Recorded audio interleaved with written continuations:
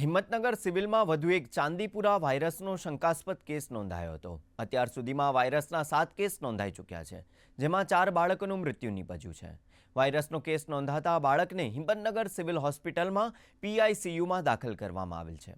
સાથે જ બાળકના સેમ્પલ પુનઃ પરીક્ષણ માટે મોકલવામાં આવેલ છે। આ શંકાસ્પદ વાયરસના કેસ વધતા જિલ્લામાં લોકો ચિંતામાં મુકાયા છે।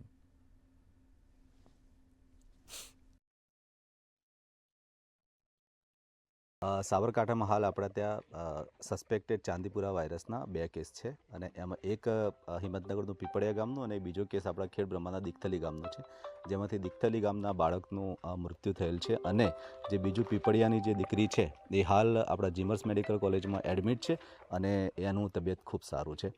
આ દરેક બાળકના સેમ્પલ લેવામાં આવ્યા છે અને સેમ્પલ આપણે વાયરોલોજી લેબોરેટરી NIV પુણેમાં મોકલી આપેલ છે અને દરેક જગ્યાએ 25-25 આરોગ્યની ટીમો અત્યારે હાલ કામ કરી રહી છે, જેમાં સર્વેલન્સની કામગીરી મુખ્ય છે કે નાના બાળકોમાં આવું કોઈપણ જાતના તાવ છે, ઝાડા છે, ઉલટી છે, ખેંચની તકલીફ હોય કે માથાનો દુખાવો થતો હોય તેવા બાળકોને આઈડેન્ટિફાઈ કરી અને માતા પિતાને સમજાવી અને જીમર્સ મેડિકલ કોલેજમાં આપણે એમને દાખલ કરવાનો પ્રયત્ન કરી રહ્યા છીએ।